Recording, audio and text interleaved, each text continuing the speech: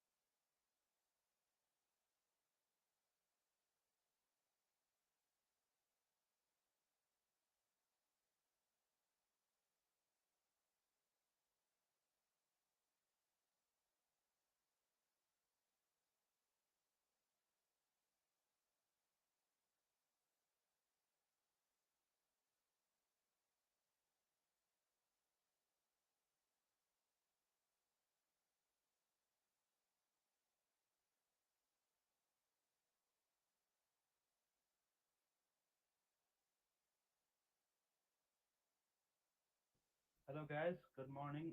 Thanks for joining on time. We'll wait for a few more minutes and then we can start.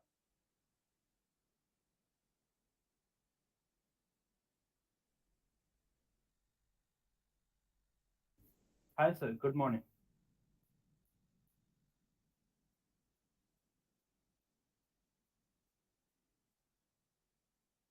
Sir, you are on mute. I said good morning. Are we already live? Can you do once again? I think it's my mic issue.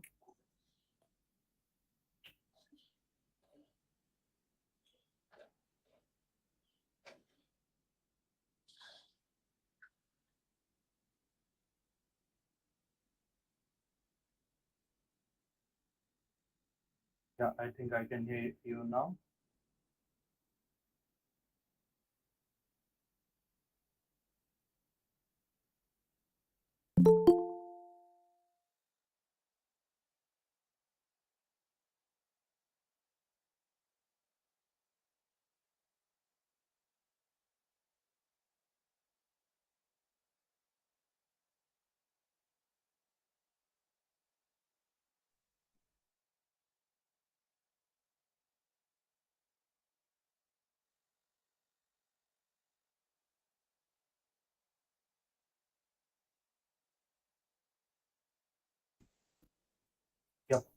So we'll wait for a few minutes before we can start.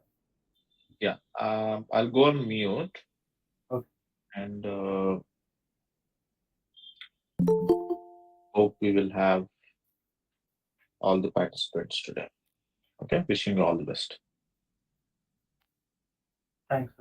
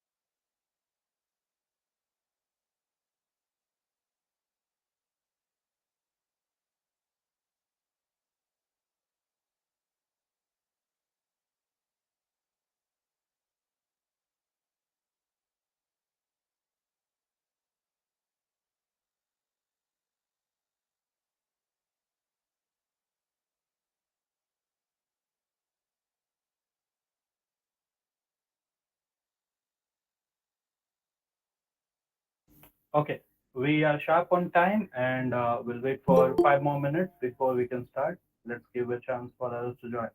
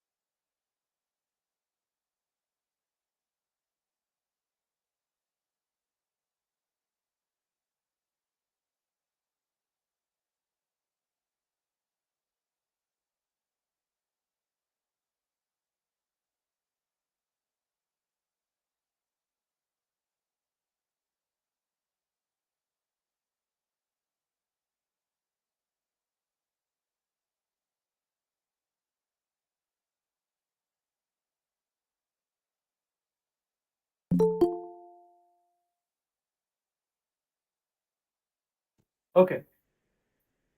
So first of all, can anyone confirm if I'm audible clearly? Yes, sir. Okay, thanks. Okay, so I am Dinesh Behra, so and I will be your host for this event. I really like you all to welcome uh, to Leap 5.0 Post-Internship Convocation ceremony. This is our summer batch which started in mid of February, and we continued it for a long 6 months. And now we are coming close to its conclusion, and this is the results of what our interns have done since the past few months. Okay, so I would first of all I'd like to welcome our guest here. So we have Mr. Deepak Mishra, the CEO and founder of Prodavance Technologies India, and as well as our sponsor for this ceremony as well as this entire internship.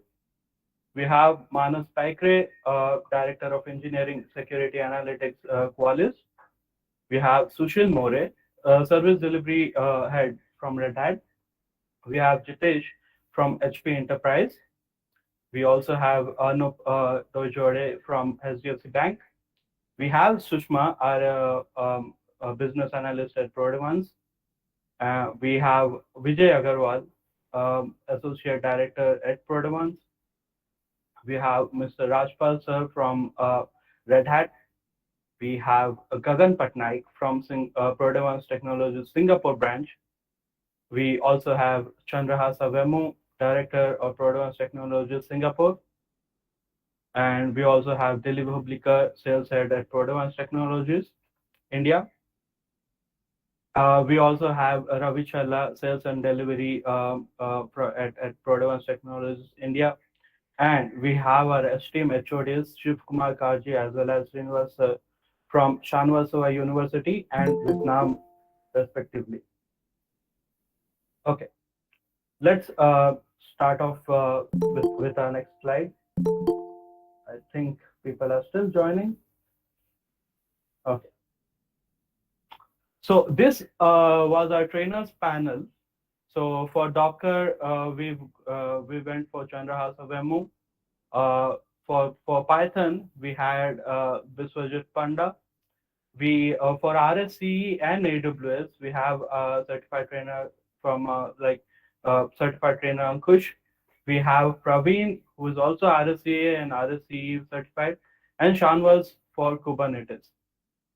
So these were the trainers or the mentors for this internship, and all of these are technically very, very experienced as well as professionals working as consultants.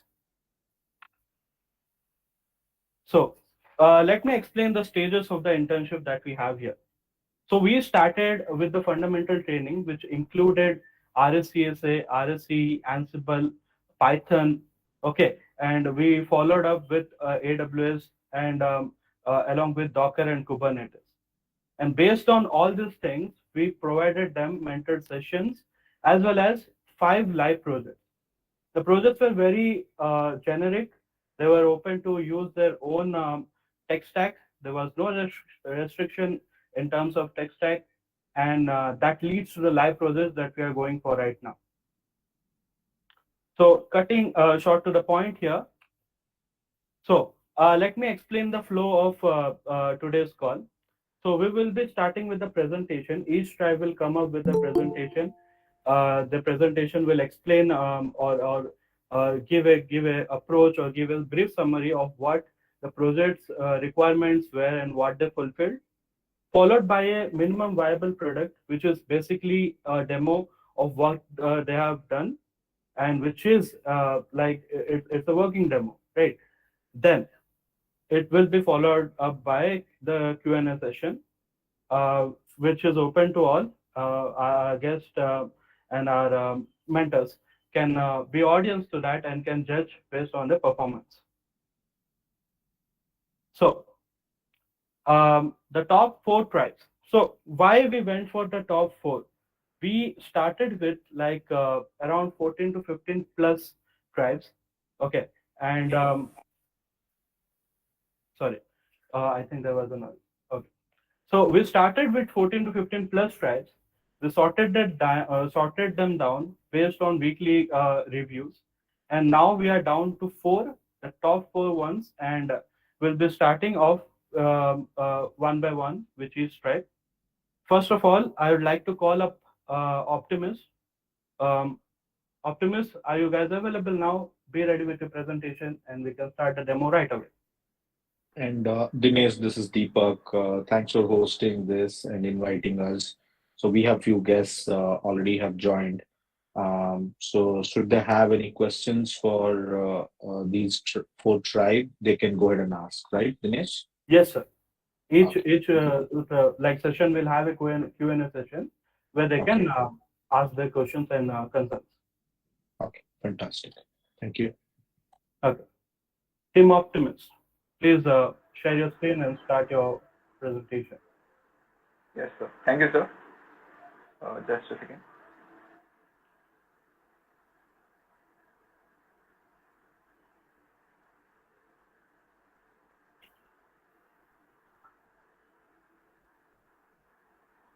Is it visible? Yes. So very good morning to everyone, especially our dignitaries. First of all, I would really like to thank Post-Internship Technologies and all our mentors for giving us this opportunity to learn and grow by learning these various technologies through this internship. So we are Team Optimist, as you can see. Let's discuss about this PPT. We are gonna have a quick review on what our project do through our product. So let's start it. So we are Team Optimist. Our project topic is 360-degree monitoring tools, and these are tribe members. I am the leader, and Prasad is co-leader. Hello, This would be well, the table of. sorry for interrupting. Just hide that notification. Okay. Sorry, my bad. Thank you, Prasad. So this is the table of contents. Here we will discuss about the problem statement we had, the stack we used, the flow of project, and what do we offer in this through our product, the demo, of course, and the challenges we faced. And if any query would be appreciated from our mentors. So the problem statement was to build a full-fledged monitoring tool for our customers so that can monitor application, database, network, and even the virtual environment. So let's quickly discuss why did we need continuous monitoring 360 tool today. As we all know, this is the era of development and agile DevOps. So everything is automated and the manual intervention should be minimal for better. And we need a decentralized tool to have a proper overview on our system. So if anything goes down, we could quickly recover it. So that's the main reason we needed this tool. So this is the approach and the stack we used for monitoring platform. We used VMware and Amazon. We used EC2 services to all our EC2 instances had operating system as Ubuntu 20. A monitoring tool we use open source monitoring tool Zabbix and Nagios. Zabbix is new and Nagios is old, but both are better for monitoring that. And we are monitoring application through HTTP server. We are database. We are monitoring through MySQL, and we use Bash technology to configure all the tools. This is the flow of our project. So first of all, for the collaborative work, we assign IAM roles so that we could work on it, and then we deployed our required EC2. And as you can see, we installed Nagios, configured it, and these are many technicalities. We installed plugins as NRP. Then we deployed the web server that we had to monitor, and then we had deployed the database and Postfix for Nagios, and all the notification that if anything goes down, we get the notification. And we also installed Zabbix, so this whole tool could be decentralized. So if one Nagios is not working, we could know quickly, and the whole system won't get down. So let's move to the next slide. So this is the main thing that what we offer. We offer server monitoring, database monitoring, network monitoring, hardware monitoring, and web app and website monitoring. So I'd like to call our co-leader Prasad to give a quick demo of our project. Thank you, Prasad, Abba. I will shortly share you the video demo. should I continue again? No. I will do it. Wait. Okay.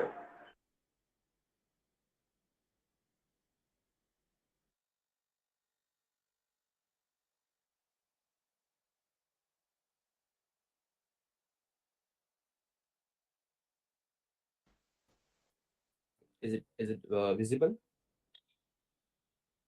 Hello, Abba, it is visible, right? Yes, Yes, Prasad. I Go on. confirm. Okay.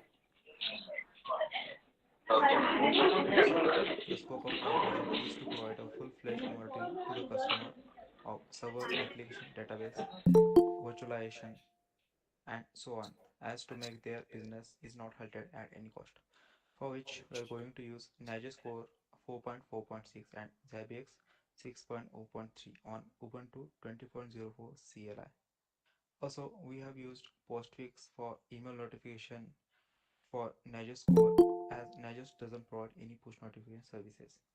In order to implement our project, we have decided to use AWS infrastructure. We have used a T3A small instance type, which provides 2 GB of RAM and 2 cores along with 8 GB of storage. And for monitoring other instances, we have used T2 micro instance type. We have deployed 2 Nagios and 1 Zabbix server along with a standard T2 micro instance and one more T2 micro server which has website hosted in it. Before going any further, let me tell you why we have used Nagios and Zabbix over any other monitoring tools. So basically, Nagios Core and Zabbix are completely open source monitoring tools which support server application, website, database virtualization, and network monitoring, as I have said earlier. Traditionally, people use AWS CloudWatch for monitoring purposes, but it's a costly and proprietary solution, whereas Nagios Core and Zabbix are completely open source, free to use, and can be deployed on any of the infrastructure such as GCP or Azure. Now, coming back to the point, let me show you how Nagios Core and Zabbix work. Let's go with Nagios Core first. As you can see here, there are several instances, and we have used two for Nagios Core and one for Zabbix server, as I have told you earlier. Now, let me explain first how Nagios Core works. So, Nagios Core is cross-platform monitoring tools which runs on Windows, Linux, Unix, and Mac OS or X machines. Its features includes both active and passive checks, remote management, and local monitoring tool. NRP is required for Nagios, and also plugins are required. So what is NRP? NRP is an add-on which allows you to remotely execute Nagios plugins on remote Linux or Unix machines.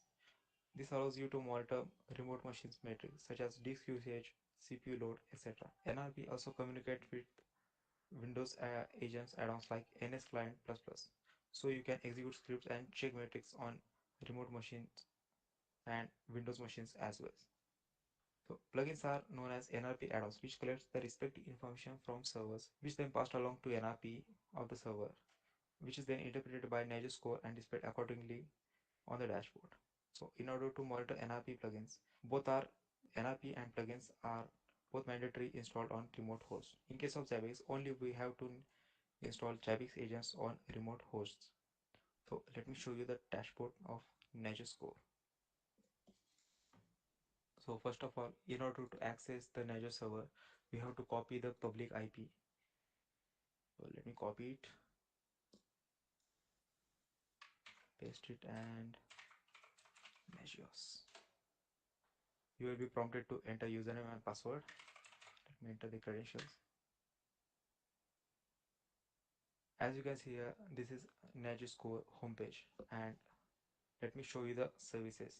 There are multiple services which can monitor, such as we can monitor current load, users, the HTTP port, memory usage, multiple services of MySQL such as uptime, how many threads are connected, the slow queries, query hash rates, and so on. And we can also monitor networking parameters such as ping and the server monitoring metrics such as root partition, SSH, total process, and so on.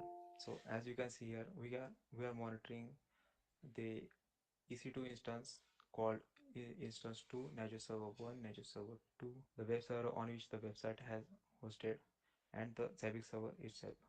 So just in case if one of the server goes down, we will get the notification as the critical, and we will get an email notification from the Nagios server itself. So let me show you how the email looks.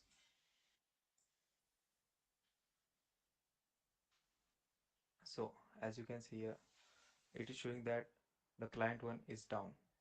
We have a rename instance for to as client one just for our internal usage. As also we have received this email from 18 minutes ago, and this is auto generated email by the postfix we have installed on Azure server. So by this way you'll get email notifications. We can also implement push notification services such as SMS and pager duty. So this is how Azure score looks. You can see the context information here. These are the contact names and aliases and email addresses. If one of the instance goes down, uh, either Prasad will be get informed by email or me will get informed by email. So this is how Nagios looks. Let me show you the Zabbix. Let me copy the IP4 address. IP4 address / Zabbix.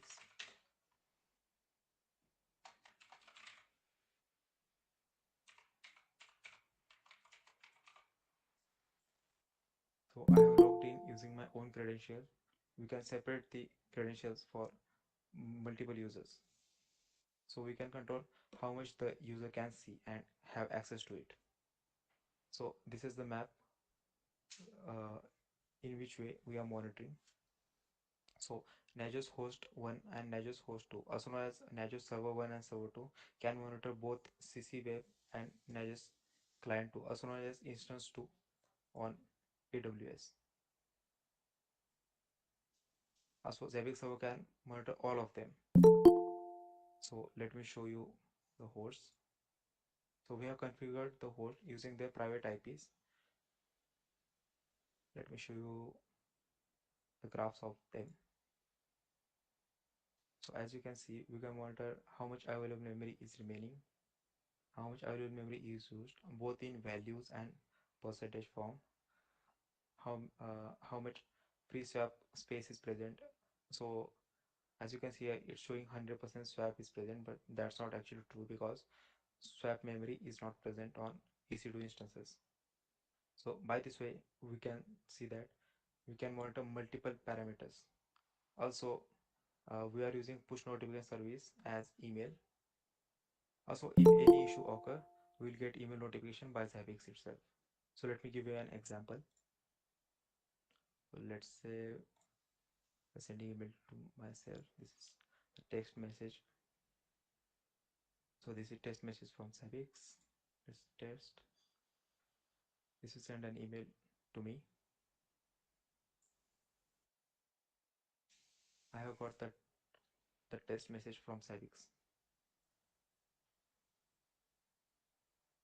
We can create multiple users with custom user roles, and we can sort them into user groups and user roles so that we can have complete control over what the user can see and user cannot see. Zabbix can also generate reports, and we can also see the information of the system in report section, such as if the Zabbix server is running or not, how many hosts are enabled, how many number of templates we are using, how many number of items are enabled or not, and so on and so on. So this is how Zabbix looks. Thank you. If you have any questions, just let us know. Thank you.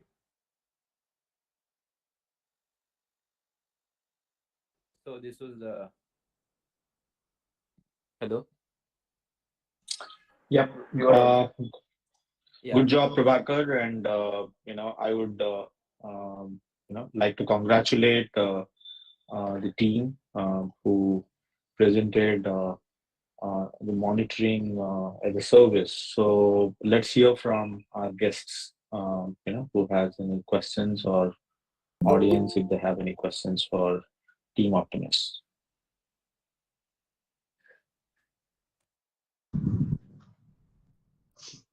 Ashad, a small question I have. I'm Rajpal here. Yes, yes, sir. So, can I configure what all I want to monitor, or frequency, etc.? Or is it that it monitors everything, all the parameters? Like in the video, it's shown that how many parameters that we are those are the only parameters that, yeah. So they are fixed parameters. That's precisely what we are saying. So Okay, if you fine, want, like there are also things like monitoring the switch devices, virtualized environments, and all of that. We just didn't include that in in our project. So there are plugins available for that. Yeah. So basically, you have started with some, let's say, with a fixed plugins, and then around that you build your solution, which is okay. I think it's a great job done. Thanks, Prasad and team. Thank you, sir.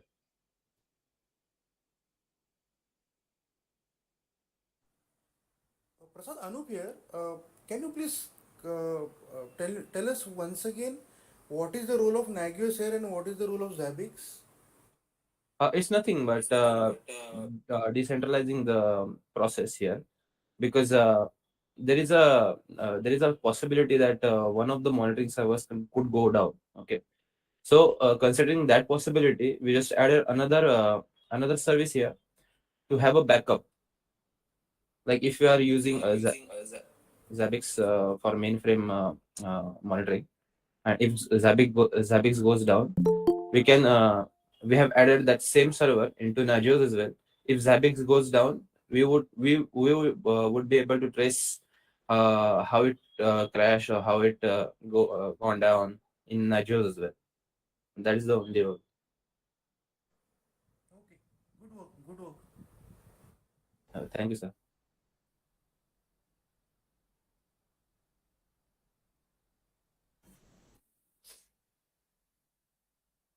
So, are there any other questions? Or we can go to the next slide.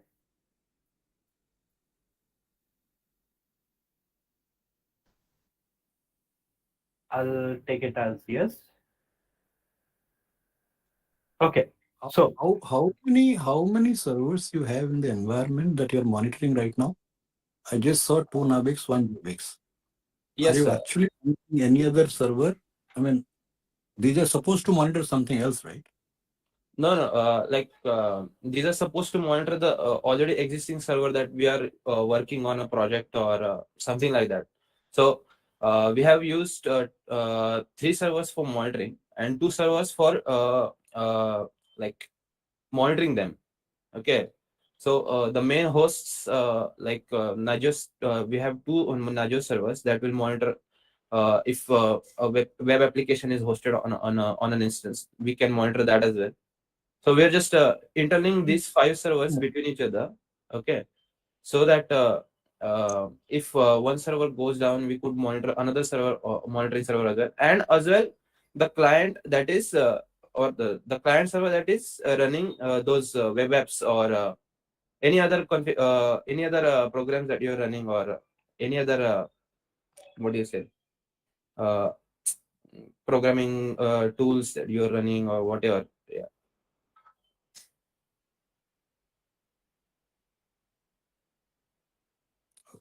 So primarily it is a configuration, done. I just had one question to the development team.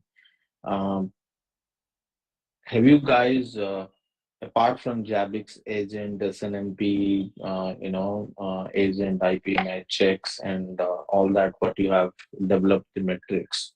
What kind of scripting you have used? So we For use the Bash for full automation of these things. So once you run the master script, uh, it will download all the required things. It will install them, and at the configuration part, you don't have to do it manually. The script will ask you about the IPs, about the names, FQDNs of the server. You just have to just enter them in that, and it will configure it automatically on the server that you chose to install that script onto. Okay. And how about the events which gets triggered due to, for example, the server is not reachable, a server is restarted or started or application. So how the event correlation and how you have tagged it so that it reduces the number of false positives. So there are plugins we have installed in these tools. Okay, so these plugins are only for dedicated for these things. So if a server is down, then the NRP that Omkar just told you about in the demo, that sends the signal that or the Nagios is trying to reach NRP on that remote host, right?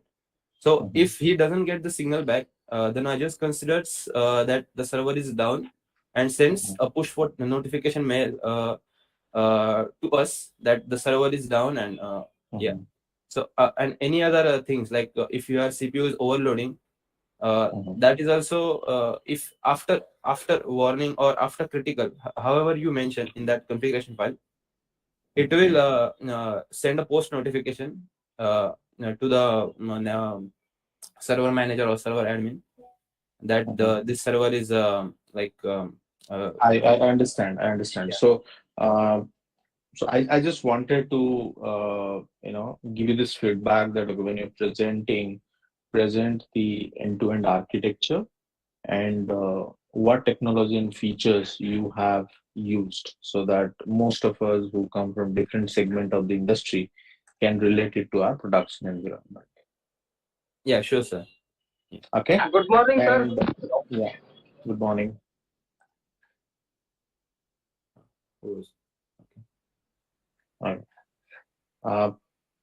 Over to you, Dinesh. I think good job, team, and thanks guests for asking and encouraging the team.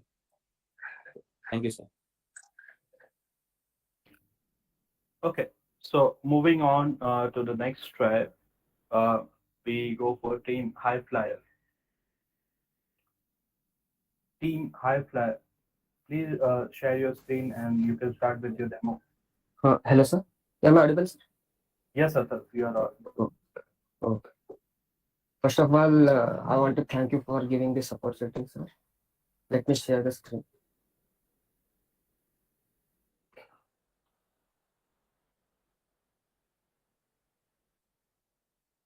Is it visible, sir?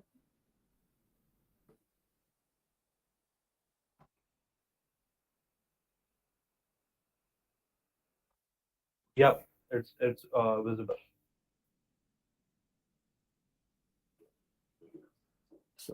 So, I am Atharva Joshi. I am representative of Tribe High Flyers. We have worked on a project open source data visualization. So, before going to the next slides, these are my team members which have worked on this project as well. So, table of content. We are going to discuss about problem statement and data visualization advantages and approach, process flow, user interface, and what next we are going in future. So problem statement. A problem statement is simple here. Like we have thought about a tool which can take data set from user, and user have a privilege to give their preference about charts and graphs also, and the our tool will generate a graph as per user preference. And here I have given a thought on what is data visualization. So data visualization, as we all know, data visualization is the practice of translating information into visual context. So why data visualization? Like there are many advantages of data visualizations are there. As we are humans, we know for a fact that the visual representation attracts human brain most of the time. then the data set, the lengthy or the number of tables, which can be complicated to process the human brain. So what data visualization do is the translate that data set into visuals. We have given 6 of the more advantages here, like simple and fast way to transmit and interpret information, better understanding and analysis of pattern and understanding the impact of strategy. We can make decisions based on data visualization. We can track our uh, decisions or our strategies which we have made in the past, which how the strategies or decisions impacted our present, and we can decide our future through our visuals. So there are many advantages of data visualization approach. So we created a dashboard using a dash library in Python. We have used a Windows machine for this project and PyCharm SDK. So we have used a dash library for dashboard for users, and user can upload a data set whichever the format he wants. There are 3 format option we have given: Excel and CSV and TXT. So user can upload a file. The controller will take the file and give it to the validator. Validator check for the format of the file, and if the format is correct, validator will pass it to the file reader. If it isn't, then the error message arises. So file reader reads the file, stores the file, then send it to the graph generator, and graph generator generates the graph using Plotly. To read the files, we have used Panda libraries in Python, and to generate the graph, we have used Plotly. Uh, so Plotly will generate the graph, and it will be shown in a dashboard.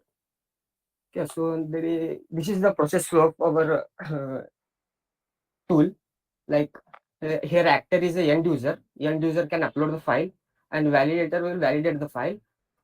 So if the file isn't in these given 3 format, the validator will gives the failure and the error. Then user have to upload again a suitable file format, and the file reader will read the file. And here in this step, user has to give an input, like which data or which graph or chart he wants to represent his data. So we have given single dimensional, 2-dimensional, 3D graphs. Like for example, for simple dimensional, we have pi. For 2D line bar, or for 3D scatter, 3D line, 3D heat map, we have given these options. And if the user chooses this dimensional, as per the dimensional, user have to give the input. Like for a single dimensional, he has to give only one input. The input will be from the columns of the data sets. And 2D, if he has chosen 2D, then user have to give 2 inputs, x-axis and y-axis, which are columns of the data set, as I said. And yeah, as per respectively for 3D. And the graph generator will generate the graph, and the graph will be shown in a dashboard in real time. So this is the user interface of our tool. So before future improvement, I want to share the video. I want to play the video which we have created.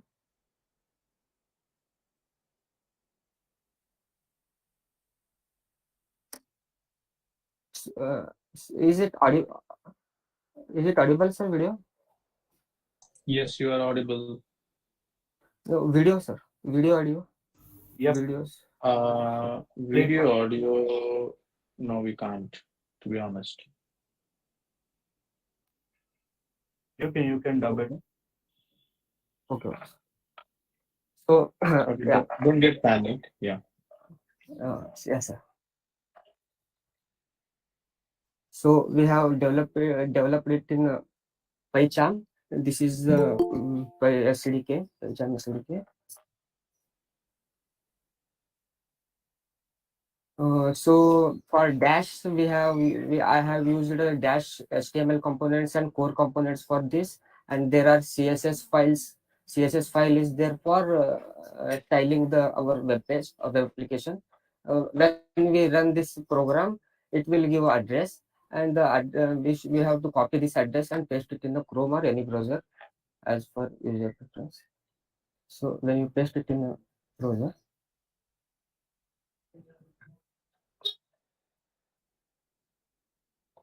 so this is the UI interface for the user.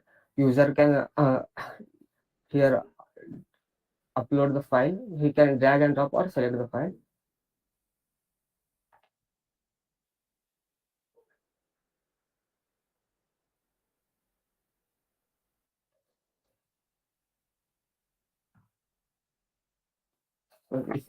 If a file is uploaded, then the message will arise like file is uploaded and file name and number of rows and number of columns. If I have not included some functionalities of this for the time of the video time of the video. If you choose the graph, the given graph, the below which I have given below, if you choose these graph before uploading the file, the error will error will arise to upload file before, then choose. And if you upload the file other than these three formats, the error will arise like if file is not correct format, please choose these below formats. So after uploading, we can choose any graph. Like if I have chosen pie chart for pie chart, and we can choose the value, and the chart will update. The values which you have seeing here are the same which the dataset has in its columns. These are the separate columns which dataset has, and the graph will update in real time.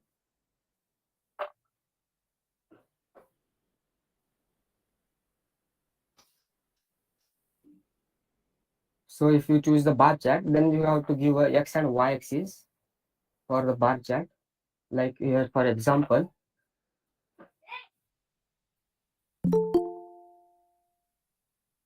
if I choose ID and petal length centimeter, or so the graph will update, and you can again change the values in the about drop down, and the graph will update. So like if I choose species, then the graph will update in real time. And you can choose any below graph.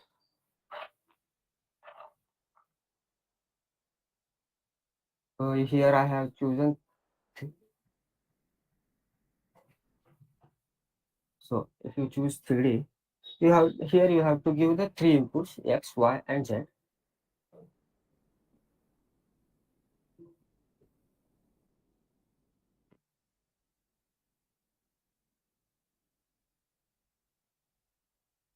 So, and this is the future given by Plotly itself, where we can download the pic or download the output. Like you can see here, the graph we have created can be downloaded as a PNG in a PNG format. And yeah, so these below graphs are there are 11 graphs which user can choose, and the below graphs we have given the data set which user have uploaded, and you can check the data set value in below these graph options.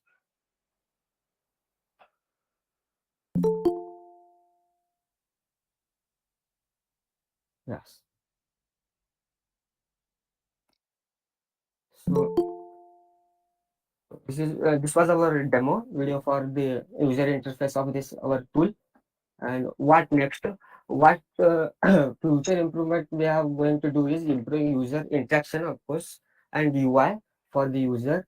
Addition of more variety of we have planning on adding more variety of graphs, more 2D, 3D graphs for the user, and adding more functionality to the data and charts. Like for example, we can add functionality for a column which have number of in the same column there are number of datas which are differ. We can simply add a slider or a drop down below the output, and he can choose he can choose the data in a column. These functionality we have planning on adding and expanding the reach of our tool. This is our future planning for future of this tool, and these are the references we have learned, or these are the references we have followed for this project. Yeah, so okay. Any feedback or queries? We will appreciate the feedback or queries.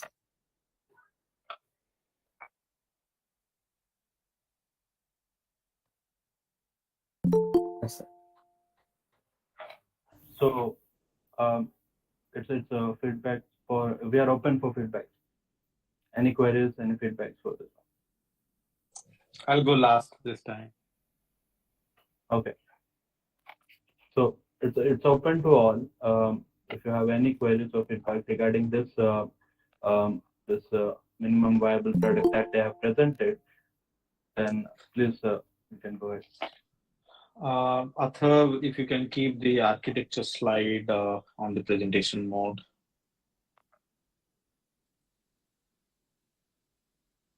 Okay. Yeah, The data flow architecture slide. yes.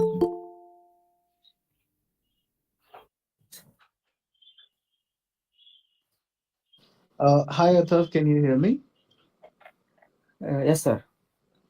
Yeah, first of all, I would say that this is really a good presentation that you gave, for the technology, and you broke it down into all the pieces, what you have used, where you have used them, and how each of the actors are, talking to each other. So that Yes, is sir. very, very cool. Just one thing that I would like to put as a feedback, or Yes, sir. a feature request, if I may, because you have used Python, you know Yes, it sir. will be easier for, so it's very easy for a user to come up on the browser and do a drag and drop. But a lot of times people will want to have some automation, and it's not having that aspect, which could be very, very which could be very, very cool to have. What you can do is, if you have this in a pipeline, or you could try that, you could make this expose over an API. So a user, Yes. whoever is using bash or something, they could call your API with that attachment of the data set, which could be a CSV, or it could be Excel or something, and then your whole regular workflow will be there for validation, for putting up, the charts and all. So that could be automated for that user. And you can also pass in how do they want, like 1D, 2D, 3D in the API call itself, and they will be getting that PNG file downloaded directly. Yes, sir. That's Yes, sir. something Really that, appreciated. Yeah, yeah, it's a yeah, that's great idea, sir. something. Really appreciated. We will look into it, sir. Yeah. Otherwise, it's really, really amazing. Yes, sir. Thank you, sir. Thank you. Thank you. I have one question on the validation part. The validation is happening only to the level of the file format. Am I correct in my understanding?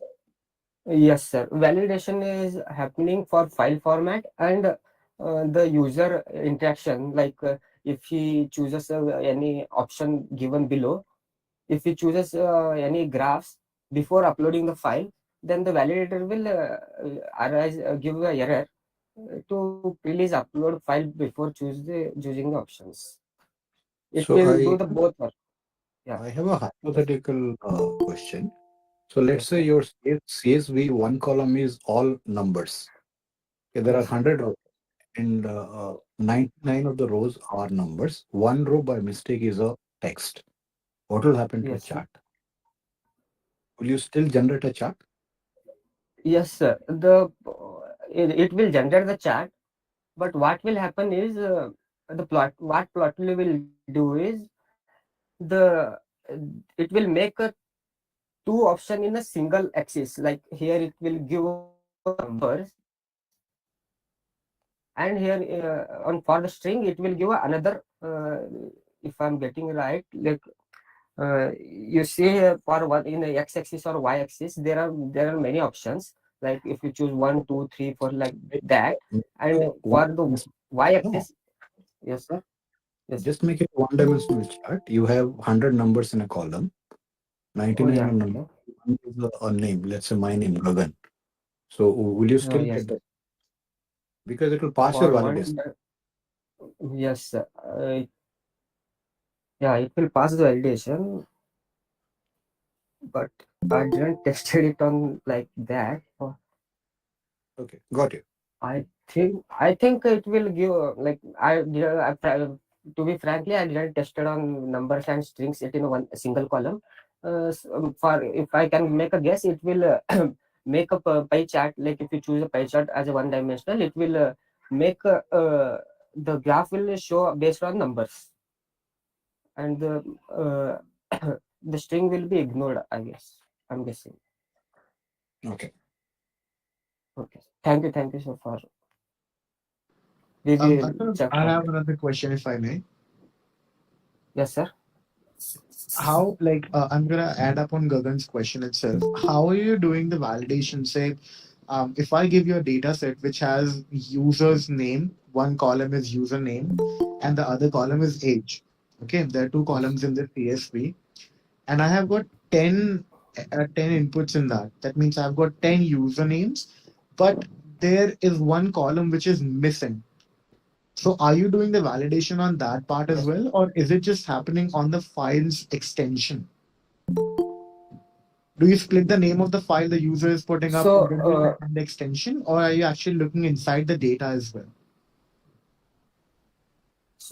like it will select the file as per format, and it will read the file through pandas, and pandas will check for the every column. It will not go into the column the value, the row values. It will only check for the columns, the zero column, like zero index columns, and it will separate all the columns and it will pass it to the plotly for generating the graph.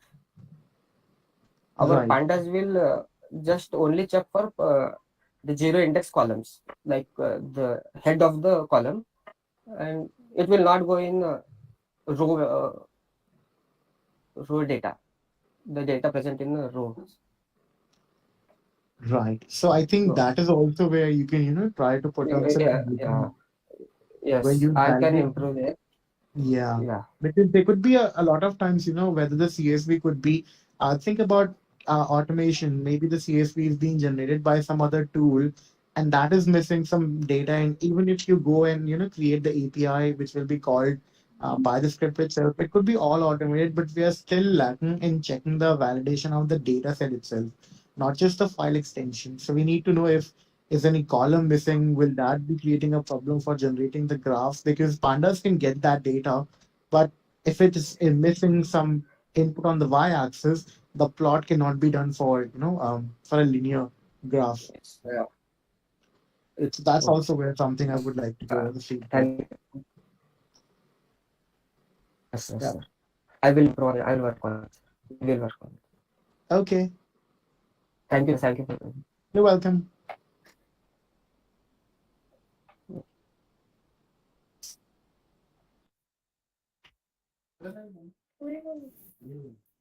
Okay. So, any other feedbacks?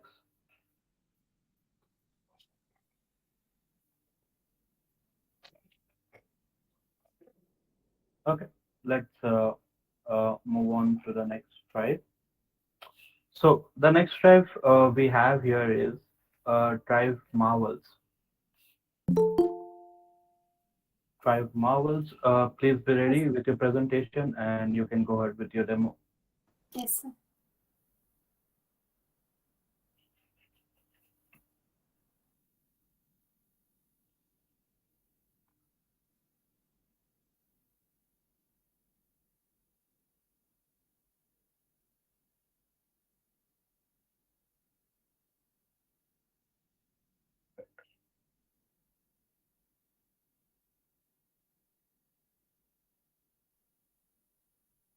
Ashwarya, you are on mute if you are speaking anything.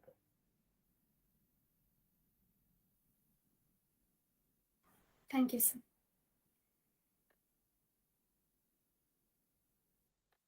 Good morning, everyone. I'm Aishwarya Nandikur from Team Marvels. Our project topic is open source data visualization, and these are our tribe members. The table of contents are looked here. The first we look into the problem statement and then the approach and tech stack. Then we go through the process flow. Then we look into the implementation and the challenges we faced and the MVP, and finally the conclusion.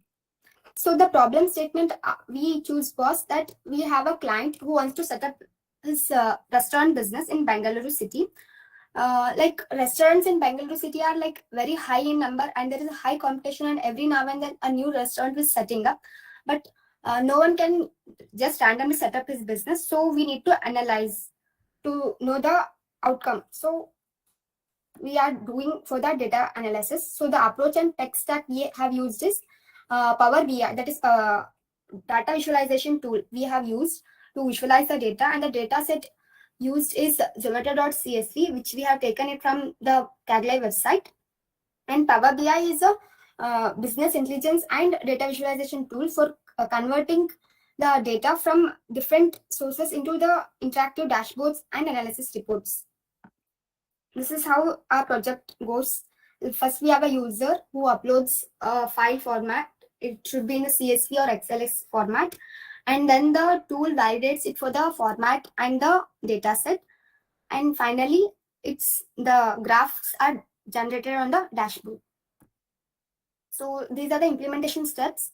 First, we have to load the file into the Power BI. We have an option called text or CSV, through which we can upload our file. And next, we'll be cleaning the data which we have taken from the Kaggle website using a transform data option in the tool.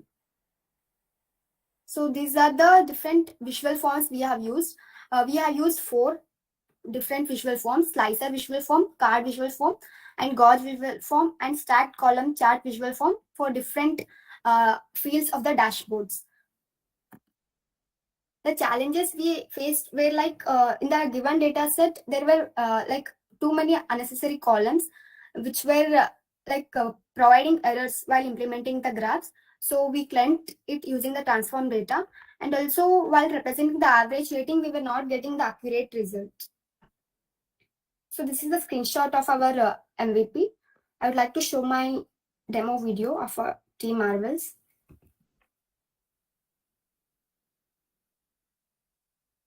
Welcome. I'm Aishwarya Nandikur. Our extension of the file is CSV.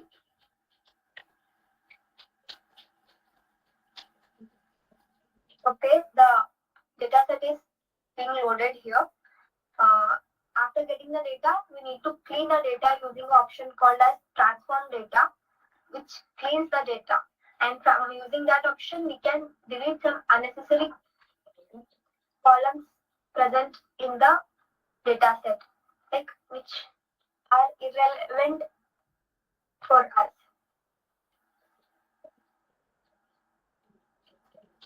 Okay, these are the different column names of our data set. The file is loading here.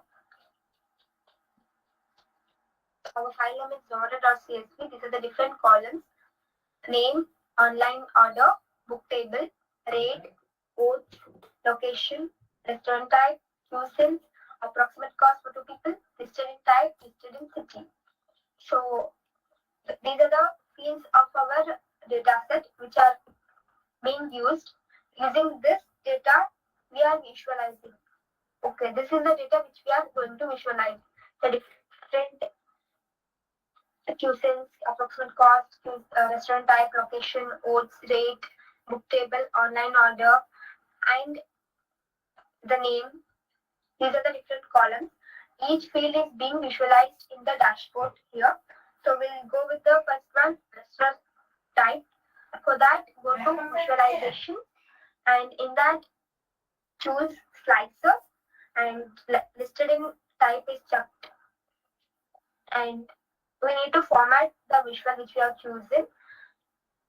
So go to general, title, enter the restaurant type has the text and choose the heading style and the font style, and then go to values to enter the values, and for average belong go to format visuals. In that choose cost and then checkmark the approximate cost. For format go to general, and in that title enter average bill amount as title and set the minimum and max values as 0 and 2000 respectively for total votes.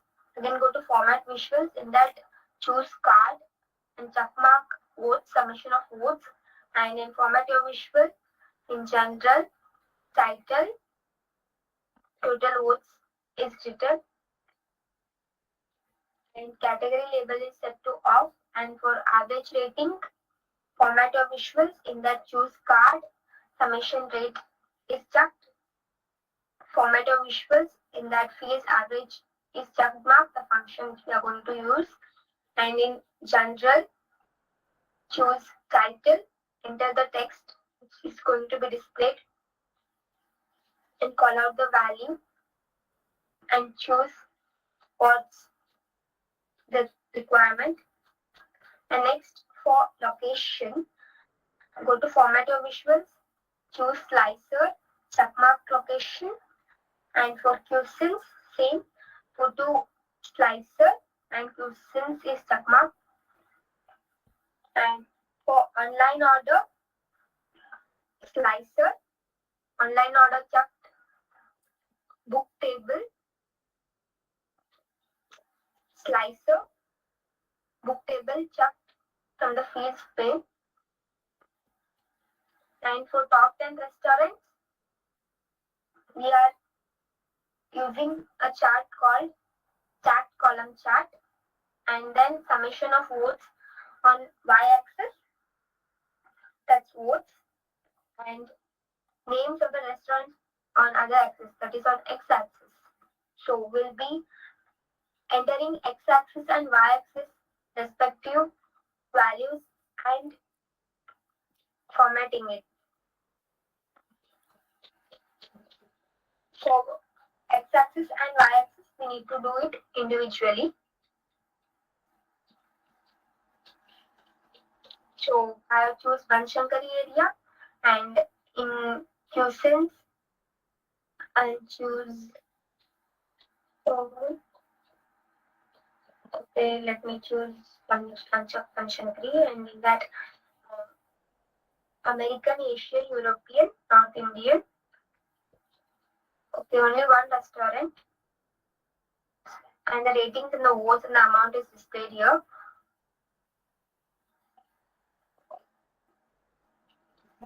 I'll choose cafes in restaurant types and Banshankari area again, and then cafes location Banshankari. These are the votes, ratings, and bill amount for 2 people. These are the top 10 restaurant, and this online order and book table facilities can also be checked by the client. If one of any of the facilities is not available, like online order or book table, the restaurant can implement such facility in his restaurant, and he can be like unique restaurant owner. In city market, let me take city market, and in that online order and book table, dine out. In QSINs, for South Indian or anything, any QSINs can be selected. So in city market, dine out as the type of the restaurant, and in QSINs, South Indian, we'll take some anything Chinese, street food, anything. You can choose anything, any cuisines. You can even also search for South Indian street food, Chinese fast food in city market, and these are the votes, rates, and the average bill amount. And there is only one restaurant, so in city market, the client can set up there is only one restaurant in that area, so he'll be unprofitable.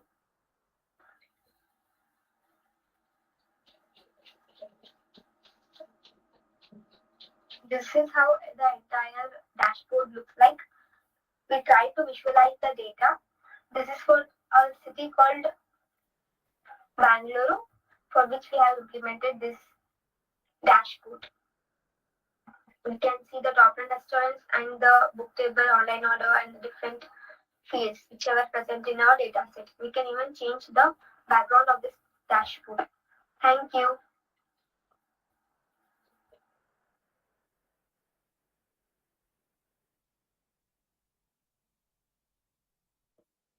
So this is a screenshot of our dashboard of different fields. So conclusion is that we were helping our client to take effective decisions before setting up his restaurant. So these are the references which helped us during our project. We are happy to answer any queries or listen to feedback. Thank you. Aishwarya, Deepak here, and good presentation. And it looks very impressive. I have just only one question. During your project assignment, did the mentor ask you to use Power BI or it was your choice? Firstly, thank you, sir, for appreciating our that's Team Marvel's efforts. And yes, we were not restricted to use any technology. Like we were open to use any technology, so we choose Power BI. Okay, then I'll just have one feedback since I'm an enthusiast and promoting open source. So what I can do is I can reward you a Microsoft Data BI certification course or certification to you and your team. Please get in touch with me or Dilip. So that's an acknowledgement to your work towards data visualization. And feedback is try to use open source when you are in academy projects like ELK, Lines BI, Talent D. I think you should start looking at those alternatives as well. Yes, thank you, sir. We'll look into that. My question is, what is the technical thing you did here? I just think that you have used a tool. Yes, sir. Firstly, we downloaded a CSV file, and then when we uploaded it into the back. No, I said I'm asking, did you do anything which involved anything programmatic? It is me No, like sir. me getting data set using Excel. So in Excel, we'll be not having dashboards, right, sir? Like complete dashboards. Madam, please understand the question. Did you do anything programmatic? I'm not asking you to compare. Is Okay, it sir. did you only use a tool or you did something beyond using a tool? No, sir. We used it only as a tool, sir. We did not do any programmatic, like coding and. Okay. Thank you. Was there any customization or a setup which you have done for the tool? No, sir. We haven't customized anything.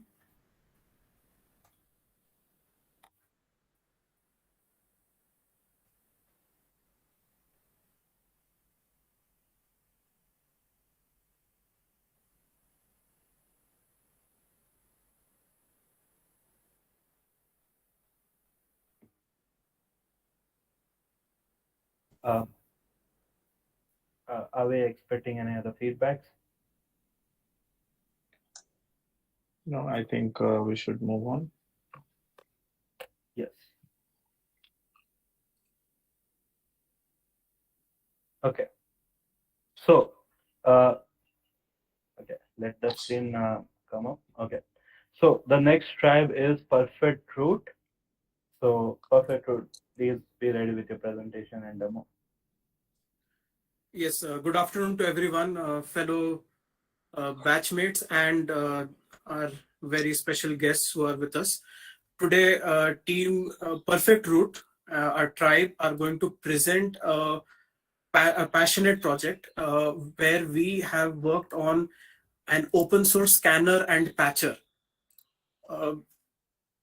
These are all my wonderful and lovely team members who have worked alongside on the project with me. Is my screen visible to everyone? Yes. Click Yes. on hide one notification. Yeah. So the table of contents that we are going to go through on this presentation is firstly our problem statement. Then we are going to see the approach we took to solve the problem we saw and the tech stack that we have. We then have our process flows, the challenges we faced. Then we will move on to a demo. Then we are going to talk about what is next because we plan to develop this product further and our feedback and query session. So the problem statement is cybersecurity is a very big deal now more than ever because more and more of our businesses, our everyday and day-to-day needs are going online, and many businesses are resorting to having web applications and using those web applications to help them in their business, everyday business. What has happened is because of many people, this huge influx of people coming online, many of these web applications do not have proper security measures in place. They're developed in a hurry and thus leave both clients and the end users in a very security compromised state. So this is the problem we try to solve. Our approach is very simple. We have two sections of our product, which is a scanner, firstly, to scan for vulnerabilities, any vulnerabilities whatsoever. Then we move on to our, could someone please mute themselves? Thank you. So we have a scanner and we have a patcher. Now the scanner is going to scan for these vulnerabilities and the patcher is going to patch these certain vulnerabilities up.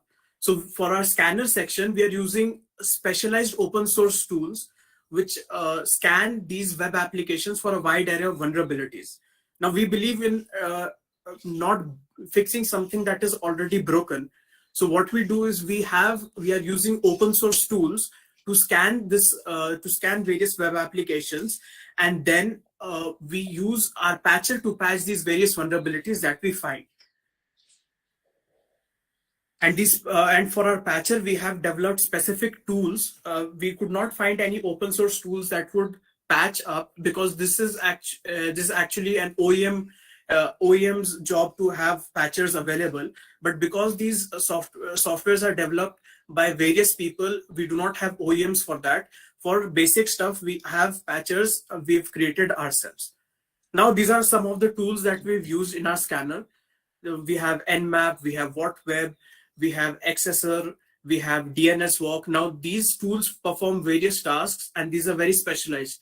For example, Golismero is a comprehensive scanner tool which scans for all sorts of vulnerabilities, starting from XSS, which is cross-site scripting, to LFIs and RFIs, which are local file inclusion vulnerabilities and remote file inclusion vulnerabilities. Then we have WhatWeb, which basically is a very minimally invasive tool to find out what sort of sensitive information is available to all people who look into the web application. Next, we have the process flow of our scanner. So phase one, the user will start the program and our scanner checks for an active internet connection using the basic ping command. Secondly, moving on to phase two, the scanner will scan for the tools that it requires. Now for our software to work, the tools have to be pre-installed on your system. And once the scanner will then look for all these tools. If all of these tools are available, it will proceed with the scan. Otherwise, if some tools are not available, it will notify the end user about the tools not being available, and the scanner will auto skip those tools.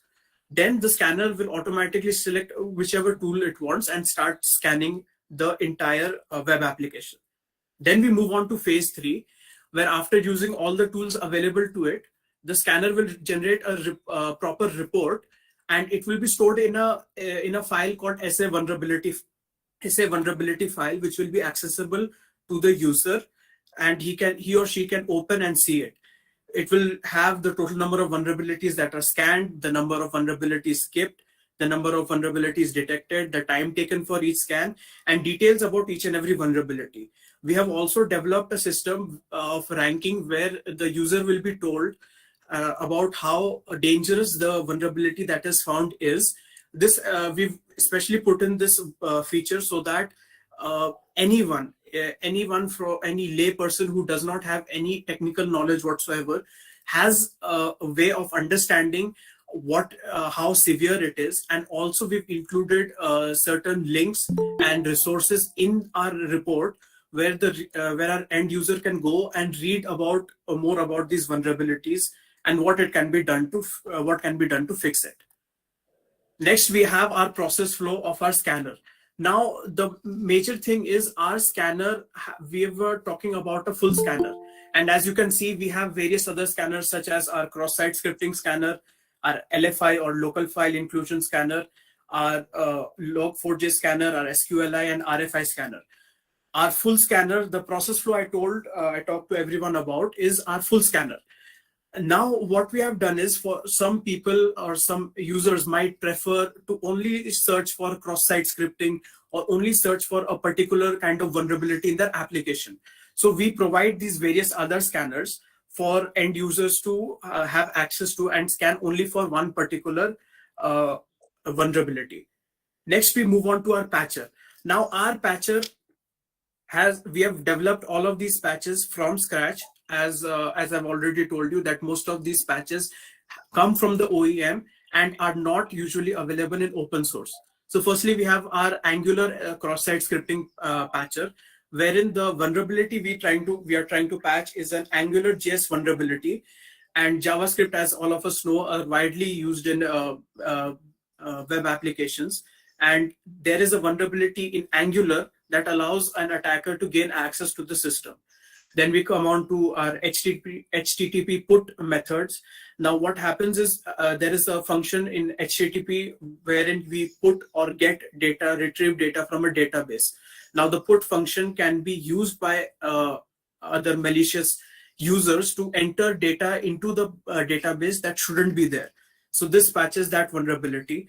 Then we have our LFI patcher, which is basically a very brute force method utilized by attackers to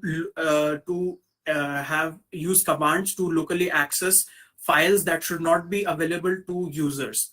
So we patch that vulnerability in the LFI patcher. The Log4j patcher is a very new one. The Log4j is a library in a Java.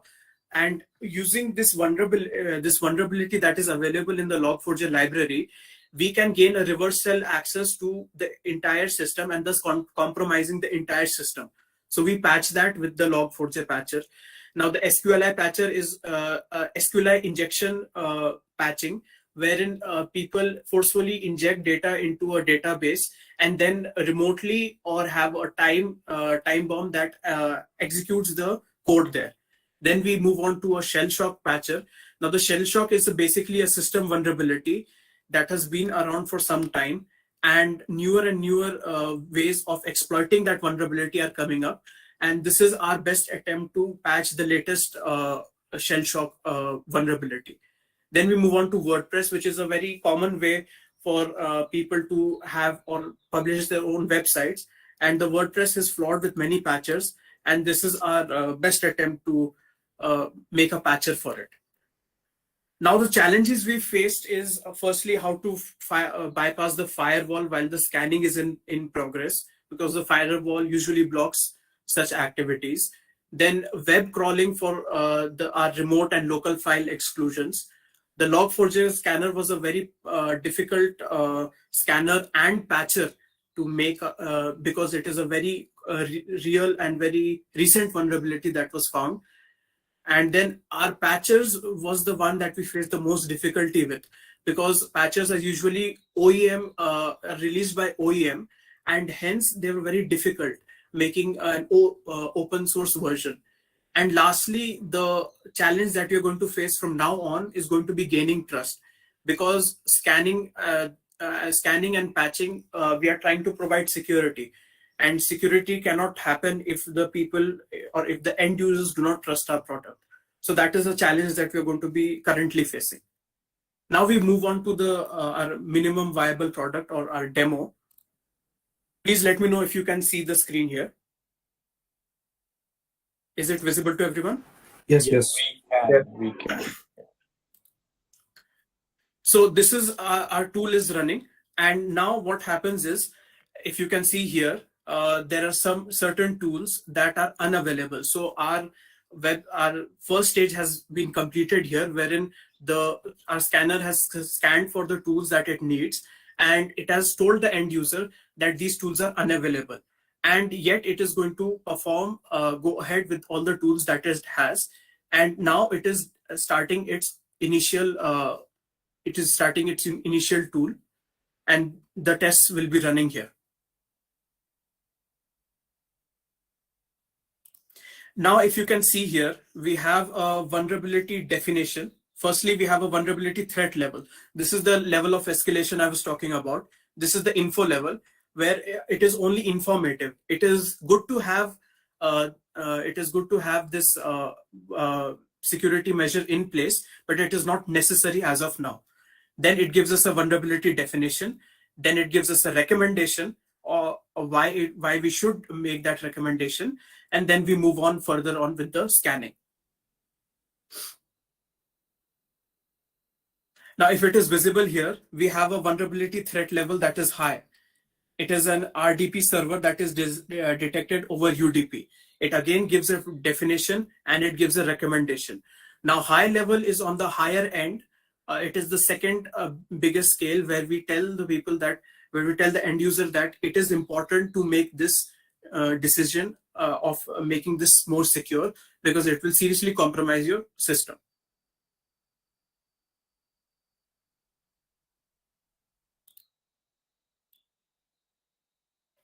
Now here we have a critical vulnerability threat level, which is the highest level of threat that a web application can have.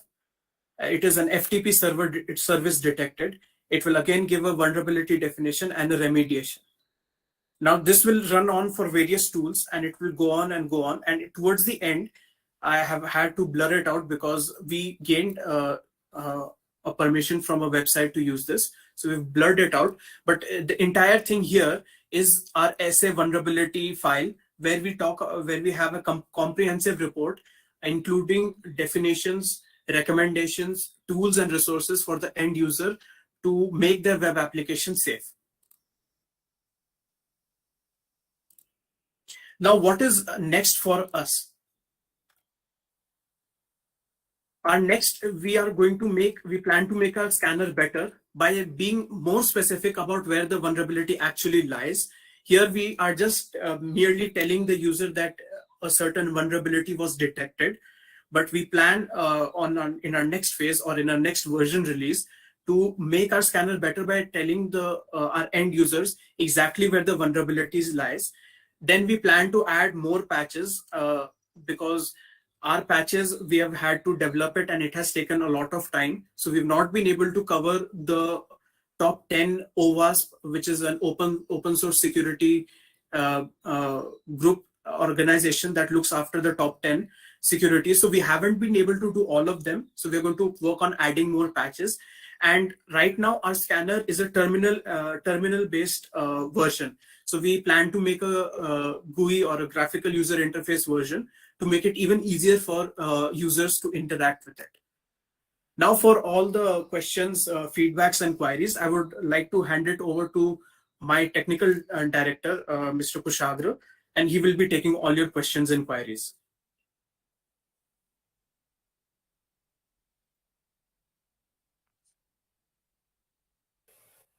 So, Akhil, the demo is over. Yes, sir. So you generated a list of vulnerabilities, but you did not show the phase 2. Is your patcher working, not working? I mean, whatever vulnerabilities you have listed, are you able to patch them? Yes, sir. So that part of the demo is not there? Sir, actually, we just got permission from the website to scan the website and not to patch these vulnerabilities. So, and sir, we tried to make other examples or other small websites, but sir, we were unable to do that. But we assure you that the patcher is also working, sir. It is up and running. So for example, you have one vulnerability where you're talking about UDP over FTP, if I remember correctly, Yes, sir. in your scan, right? Yes, sir. And for that, you're saying that you have a scanner and it is working. Do I get Yes, you sir. right? Yes, sir. Okay. So at least your logic for that should be there available with you. How that works? You can't test it on the website. I can understand that, but how Yes, do you sir. actually implement it in a logic level? Can you? Sir, so that I will have to hand over to my technical director, Kushagra. Yeah, I'll wait for Kushagra.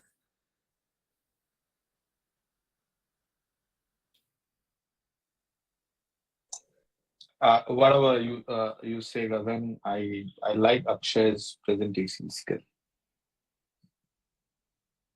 Thank you, sir. Actually, sir, Kushagra is facing a lot of internet issues, so we're trying, sir. Actually, he was supposed to present. Okay. We're trying to work through Okay. that. I am really sorry. I apologize because this was not Okay. supposed to happen. So you're referring to Kushagra Ojha. I think he's online. He should unmute and speak. Can you take the questions? Kushagra, are you ready? Okay. While we wait for him, Akhya, you are telling us basically the patches are working, but we don't have any evidence of that. Yes, sir. If you could just explain, that would be enough. How did you actually test it?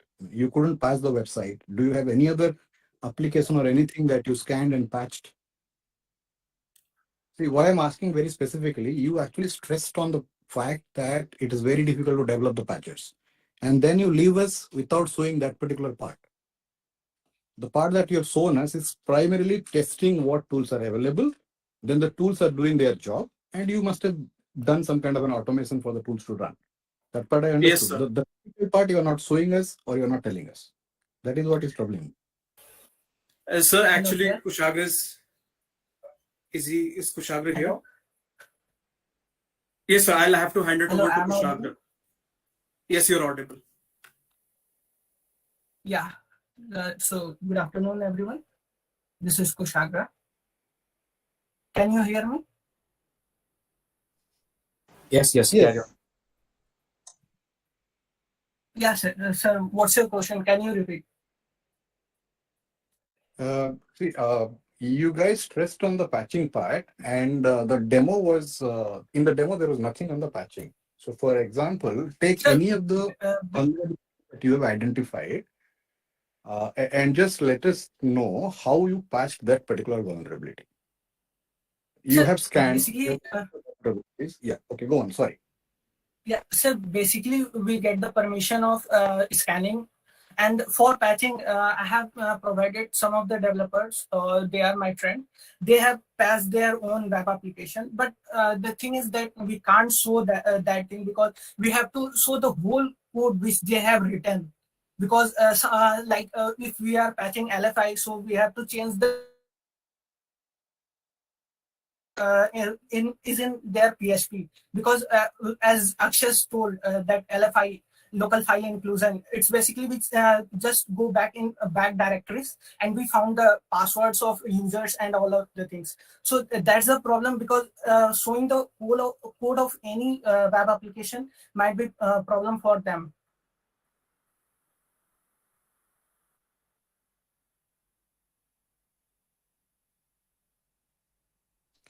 Okay, I got you. So are you trying to tell me that there is a vulnerable application? The patch was developed by the original developer, and you used your patching tool to apply that patch? No, sir. Me and two of my friends developed all the patches. But the thing is, we can't show the video because we don't have permission to show that thing. Okay, got you. But you're saying that it is working. Yeah, so it's working.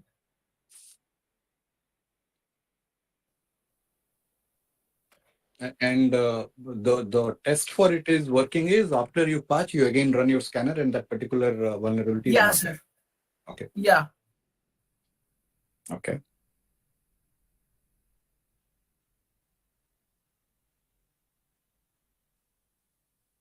I mean, I don't have anything else to ask. Yeah. Any other questions from anyone else?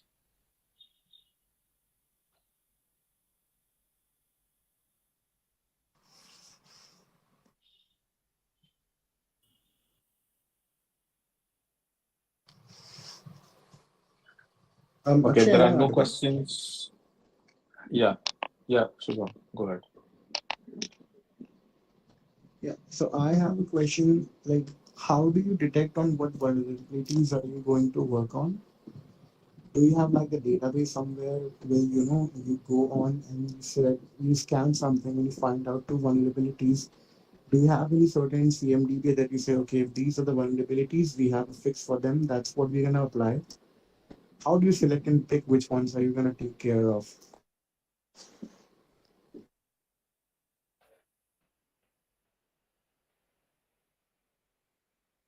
Hello. Hello. Yeah. Sir, can you speak again? Because your voice is very slow. Okay, I repeat. Is it audible now? Can you hear Sir, me now? little much higher. Yeah, sir. Please. Okay.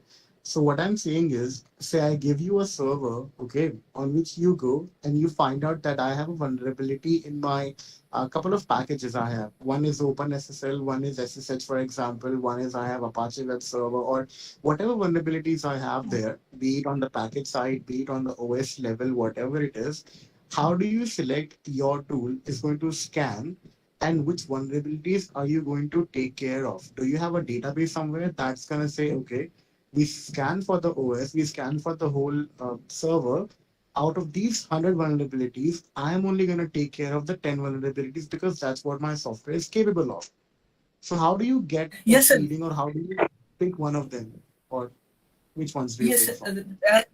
as you said that we have some sort of selected vulnerabilities only right now, and we are trying to add more and more scanners for scanning more vulnerabilities, because this was the MVP product only. So we tried to get as much as we can get, because getting all of the vulnerabilities is a little difficult for us also.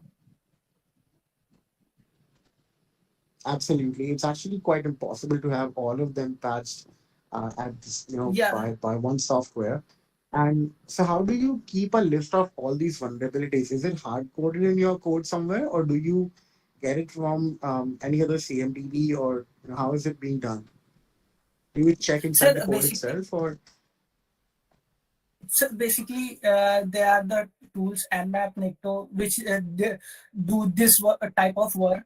Basically, we put the specific command for that you have to scan these things only, and they are doing that.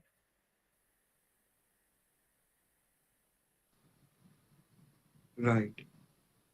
Okay, Uh, yeah, that was I think the question Shubham is asking, what is the baseline of the scan, right? Is this is your standard, your interpretation that okay, these are the set of tools which will do the scan and show the result, and each of the scanner uses the respective public CMDB which maintains the vulnerability, or do you follow a specific baseline standard?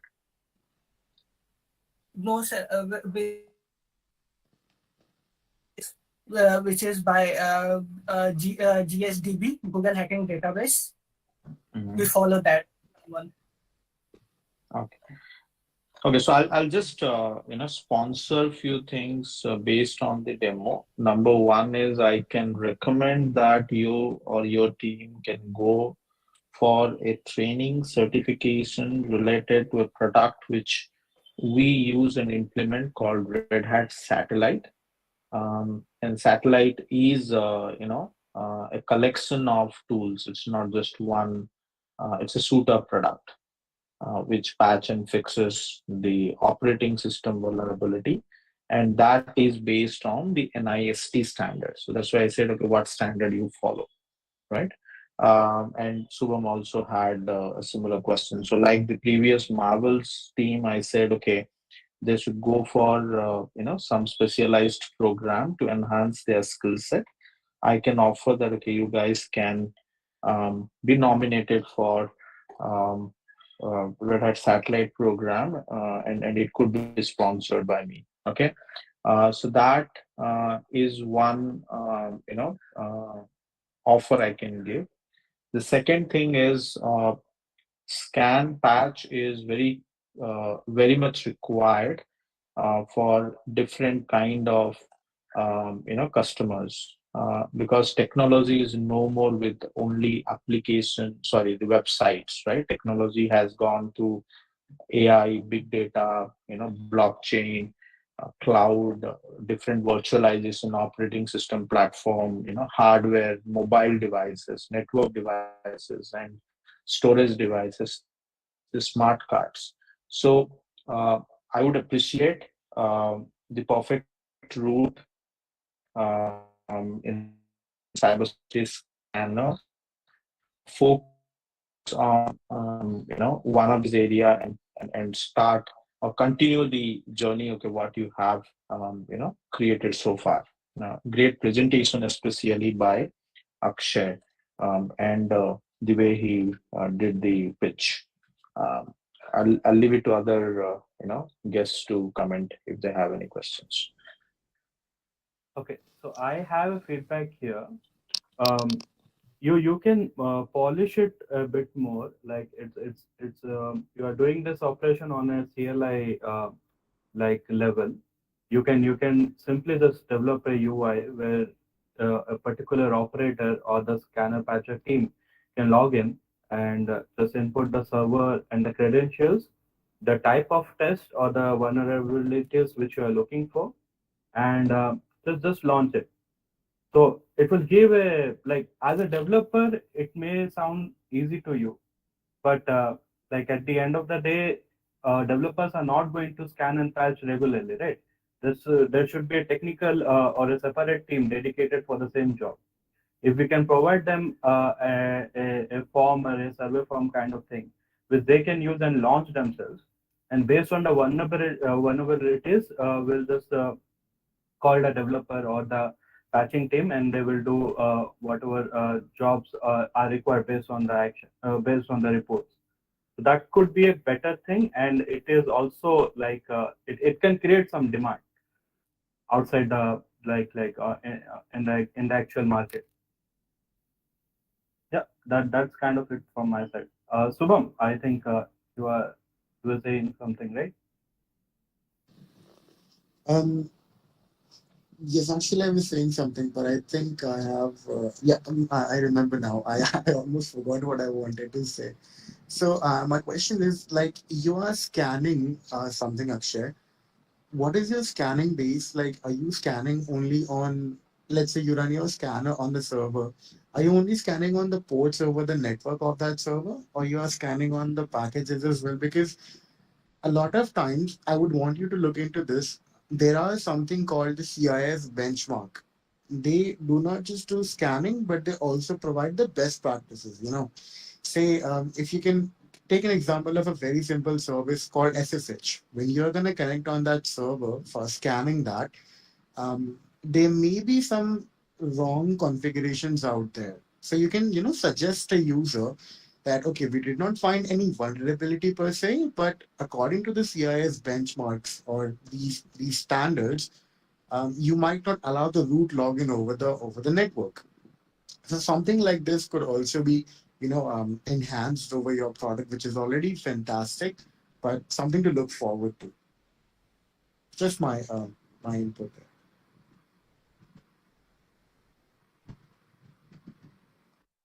Yes, Thanks. to all Thanks, the guests Shubham. who have spoken, I would really like to thank you all for your inputs and your feedbacks. We have noted them down, and we'll make sure that we implement them and see and look into them. Thank you so much. Thank you, Akshay. Yeah.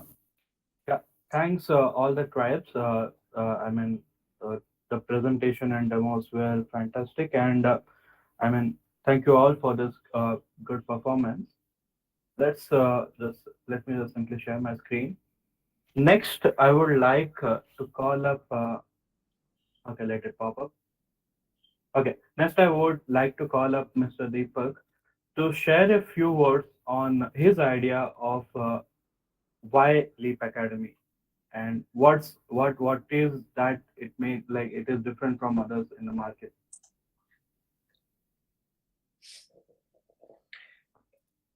Okay, I'm glad that this is the fifth Leap internship series you guys could able to drive, and this is a very thankless job for you, Dinesh, and the Leap team.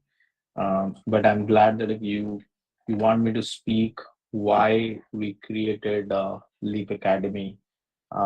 So, being the founder CEO for ProDevance, we as an organization understand that not only us facing the skill gap, on the massive technology advancement happening on various area, but also our customers and partners, they see a deficiency, or there is a supply gap of young talent who could actually keep up to the market changes or the technology changes or the advancement which is happening.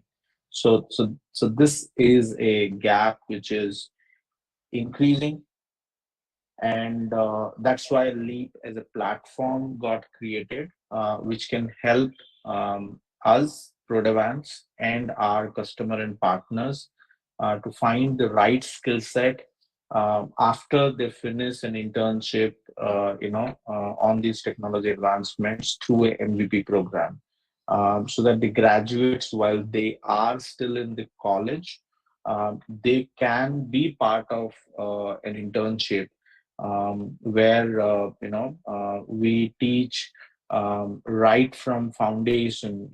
I don't know how many of you have seen the technologies which we did put together for Leap 5. So every Leap has certain thing which is unique, and here we wanted each of our interns to understand the virtualization and operating system, even for the developers. I'm glad that, okay, the developers who did showcase the data visualization, did go through the operating system virtualization, system administration as the foundation, because that's the minimum skill which we expect before people jump into Python, jump into Ansible for automation, jump into cloud technologies like AWS and Azure, ELK, and we give them the choice, right, to learn and pick up technology on the go. And this particular adjustment, I would say that, okay, we go through these five focus areas where the propagation happens. It's a program which is being created, almost 240 hours of engagement for each student, and in this 240 hours, it is very lightweight. That means not more than 2 hours or 4 hours a day, and it's spread across 4 months, so that it doesn't become heavy for them, and they learn a lot of skills which is focused on these five parameters, I would say, right? Okay, one is the propagation, where we actually create the intent in them, that, okay, what is needed for them for their growth. So adaptability, fitment towards our culture is something which is taught during that phase, and it is done, not telling them that, okay, we are focused on these areas, right? Similarly, nurturing is again a continuation, throughout the internship, where the mentors, employee, and the students share their experience, and it is more experience based nurturing, rather one person who is the master running the master class and put forth his energy and his only thoughts. Rather, it is a very collective nurturing which happens in Prodavance. Then the pruning which happens, that is also, goes through the process of planning, prioritization. So I do take some Scrum, Scale Agile classes where the best practices of pruning, analytics.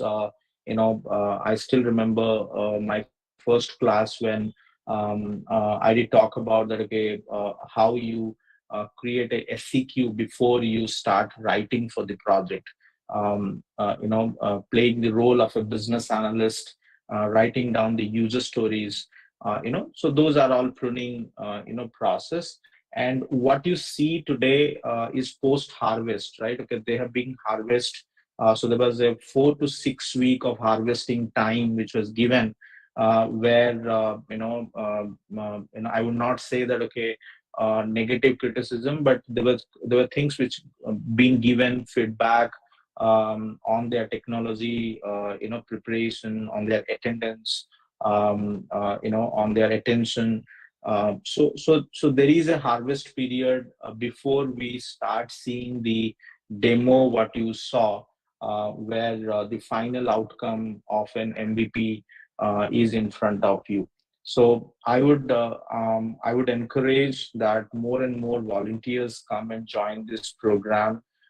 We will be soon starting our Leap 6.0. We started with just uh, s- um, 20 to 30 interns, the first Leap 1.0. Today, our Leap intern size is 300, and we are targeting to reach at least to a 3,000 interns every year, so that our customers and the partners could able to employ them right after the college. And Prodavance also identify the quality interns and can onboard them. So it's something which is a journey which Prodavance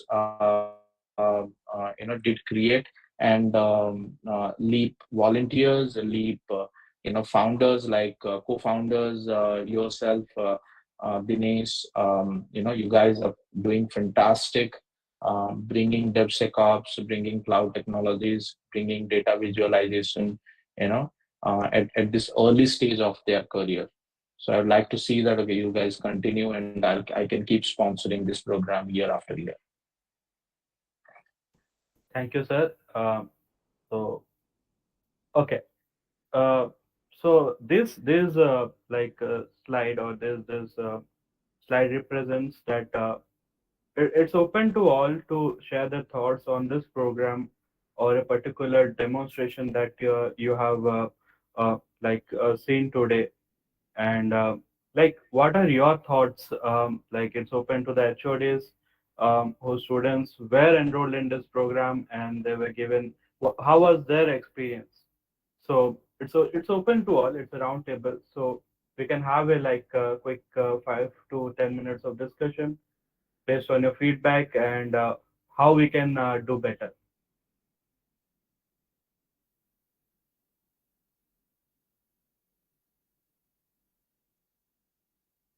Um, we are all open here, so I'd appreciate if you guys share your feedback. I'd ask some of our guests to speak, give their feedback. Yes. Do they see, we are doing the right thing? I wanted to know what interns think about this program. Was it being stressful? What improvement we can bring? So please speak up, guys. Yes. This would help us to, go towards Leap 6.2 and make the changes. Yes.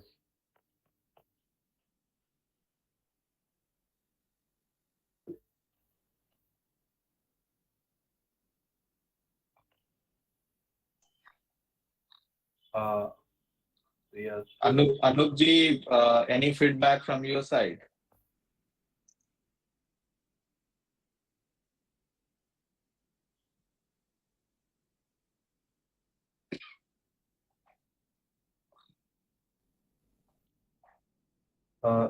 Shiv Kumar sir, do you have any feedback on your experience of how like maximum enrollments were done from your college? So that's why. Yes, sir. Yes, sir. Can you hear me? Yes, sir. We can hear you. Yeah, please. Do you have? Carry on. It was a wonderful experience, sir. Like many of my students have voluntarily come up to sign up for this LEAP internship because of the unique curriculum which they have provided to our students. And most of the students have got benefited out of it. And I thanks Prodavance for this benefits which has been delivered to the students in an online mode. And we look for like for their juniors also such programs from Prodavance.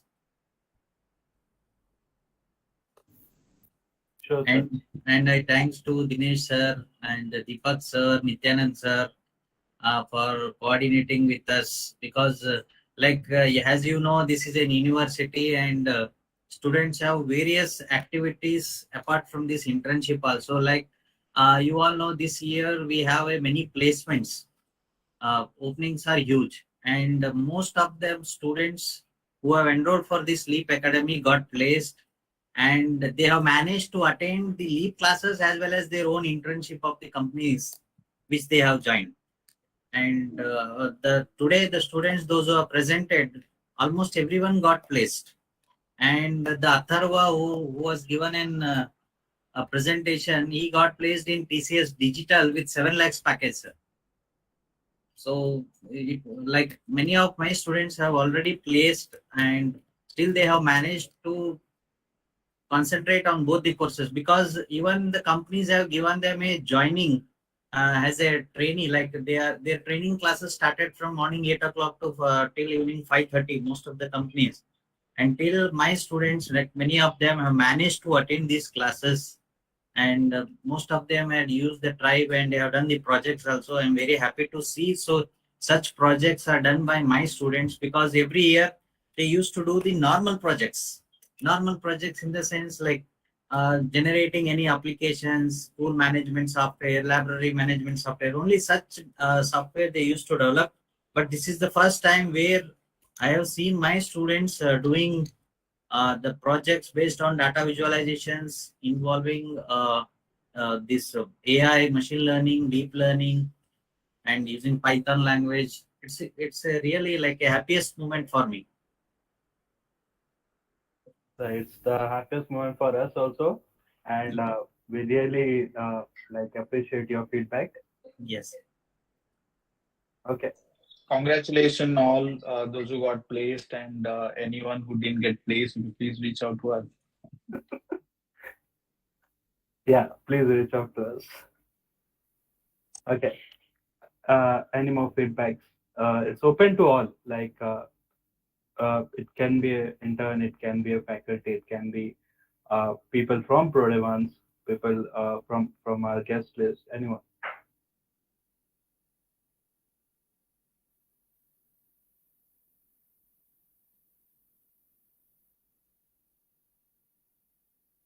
Okay, I think that's kind of it.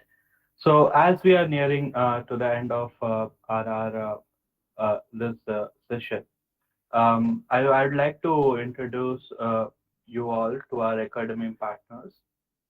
We will be updating a bit more starting the next batch. So these are currently what we have right now. And for conclusion, I want to just like share this message as LEAP is an initiative which was like intended, or which is intended solely on technical awareness. So people are having courses available outside. People have access to other training institutions and all those things. I readily agree to that, and internet is full of free stuff that you can get. But why LEAP? So my version of answer would be it's more like an initiative to create a technical awareness and gives a hands-on. So when we are going, like when we are learning something, okay, most of the projects are the basic projects which are done earlier. Okay, it's just like write a pseudo code to find the sum of two matrices or something like that. But what I aim here, or what we aim here, is real life problems and solutions to that, which are actually can be implemented and can be sold as a product. So that is what we require in in this industry grade era. So this will definitely enable them to choose the right domain for their career, because most of people just know about, yes, there is a term called full stack developer, Python developer, Java developer, software engineer, but they don't know the domain which they want to go in.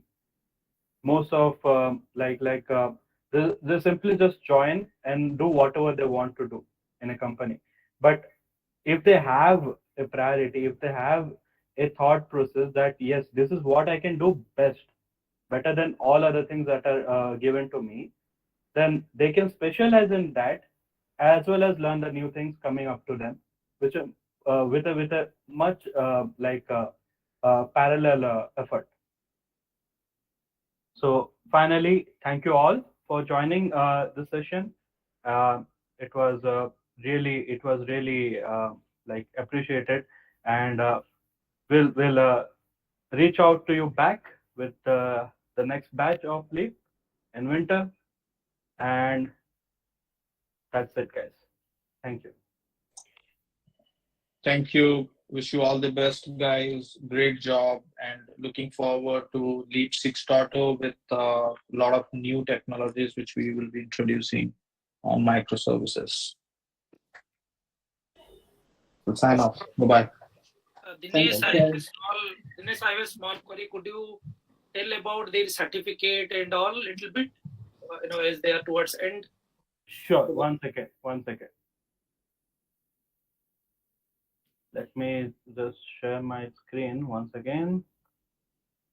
Which they can, take to their academic needs. Reach out to whom if they have found any kind of. Okay. So the certificates will be shared to them via mail. Some of them are already sent, and but like whatever is left will be coming back by Monday or Tuesday.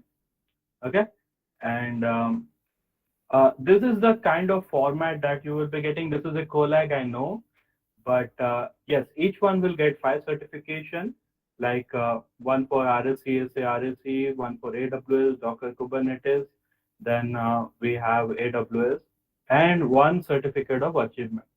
So total 5 certificates for one person. So what we did this time was phase-wise, phase-wise reach out.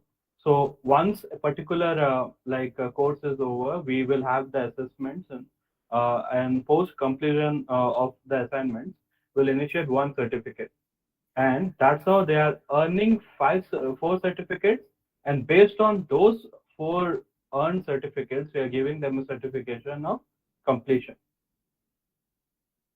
So each one will be getting 5 certification, including a certificate of achievement or completion of the internship.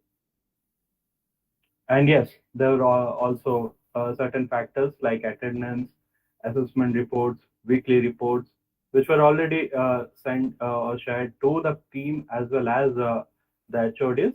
And I don't think there are any other confusions that could arise. Thank you, Dinesh. Thank you, sir. Okay, we can end this. Thank you, guys. I've already shared the feedback form. If you have time, please fill it up. We'll also share it again on our social media pages. So you can simply just go there and share your feedback, as well as show your interest for the next batch. Reach out to us over mail, or you can directly call us with the numbers provided in the invitation. Thank you, guys.